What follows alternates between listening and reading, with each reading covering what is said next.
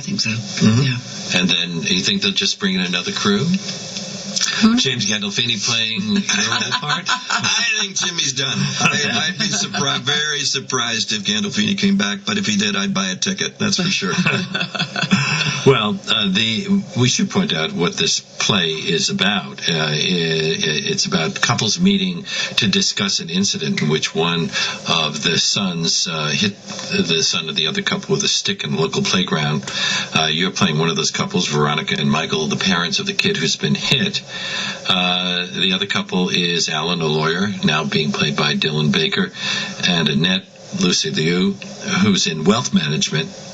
And I'm assuming they're meant to be better off than you, the two of you, Veronica and Michael. No? Not necessarily. Because I get the feeling that this is, when they meet, there's an element of sizing each other's social and economic standing up. I wouldn't have said sort of social and economic, but definitely sort of philosophical. Yes, philosophical to be sure. And parenting skills are questioned early on of each couple. Well, and at first the couples are on their best behavior, and it seems like they could become friends. Civil, very civil, polite. It's a kind of a comedy of manners at the beginning. I think of it as no card play. And then what happens? It suddenly becomes a free-for-all with characters forming alliances, breaking apart, changing sides, with strains in each of the couple's relationships becoming apparent. Is this really, do you think, a play about how fragile a seemingly happy marriage can be? Oh, yes. Definitively. Yeah, definitely. Isn't it about the whole thing about being a grown-up, isn't it? When you're a grown-up, we all slowly but surely learn how to behave like grown-ups, and it seems to me anyway, the more grown-up one gets, the more likely you are when people split up that people go, oh my God, I never would have imagined it. That's extraordinary. They seem so happy. That, we all become terribly good at, for the sake of the children, for the sake of the parents, for the sake of society, for the sake of your mortgage, you just keep it all together and you keep it all going. And that, in actual fact, if you ask a lot of people what split up their marriage, it will probably be something quite slight. Mm-hmm. That eventually somebody said something and they went, right, that's it. I cannot deal with the fact that he never buys the coffee. I just can't deal with it anymore. And that becomes the sort of symptom, the straw and that's sort of what the play is, I think. Well, in playing these two different men, did you think about your own marriage? No. Happily, I'm still okay. At least the last time I heard, things were going well. No, it really is kind of a wonderful kind of you fall in love and you marry someone, and as Michael says, nobody tells you anything when you start out because there's nothing to tell you. It's just a huge gamble. You're going to Vegas when you walk down the aisle, and now however many years later that Michael and Veronica are together, or me in my own personal situation, you look up and you hope that you made the right choice way back in your 20s, and Michael and Veronica are starting to question whether they did, and certainly that's what's wonderful about I think this version of the play is that Janet had this wonderful idea that to make this the biggest fight in their marriage, and that really ups the stakes and has made it kind of oh my God, we're watching the mother of all fights between this couple happen right in front of our eyes.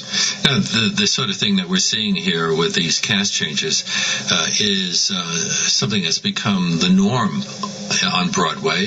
Sometimes it succeeds, as it did with August Osage County and Proof. In other cases, like the producers, it didn't seem to work out all that well. Is this sort of thing being done in London as well?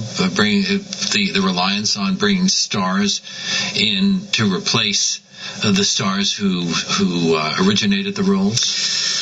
I'm not sure, really. I guess one of the things that is really genuinely nice, I think, about the recession is that people have got a bit less snobby. certainly in England, I think there was a lot of snobbish about, oh, I do film, I don't do telly, or oh, I do theatre, I don't do, Or I will be I will originate a role, but I'm not going to come in and replace Janet McTeer. Yeah, all that, and it's just rubbish. A good role is a good role, a good job is a good job, and if it interests you, it's great to do. And one of the things that I like in Sir Ian McKellen, who I adore, at one of his great birthdays, I don't quite remember which one it was, somebody said to him, what do you want to do? And he said he wanted to play a dame in a pantomime, which was sort of a previously really looked down on thing, and he wanted to be in Coronation Street, which is a soap that has been running for 700 years that he grew up on, and he did both. And the thing that I thought was so magnificent about that is one of our greatest classical actors went, oh, go on, don't you dare look down on this. I'm going to do this and I'm going to do this. Is that happening in American acting as well? I did Dumb and Dumber. I mean, where do I have to go? I pioneered that trail. Well, this is a move up for you. In the case of Janet, last time she was here, she was a doomed queen. So I know. Now I'm a doomed wife. Oh God, I just play doomed. I agree with Janet. A great gig's a great gig, and God of Carnage being on Broadway in a hit comedy, and the reaction we get is just a wonderful job. I was just thinking about that recently when I was reading the obituaries of Peter Graves, who always played the sterling hero, and then he was in Airplane playing a really awful person. Thank you both so much for being with us. It's always a pleasure talking with you. Jeff Daniels and Janet McTeer, two of the 4 stars, along with Dylan Baker and Lucy Liu, of the latest incarnation of God of Carnage at the Bernard B. Jacobs Theater at 242 West 45th Street. It's been a real pleasure. Thank you very much. Thank you. WNYC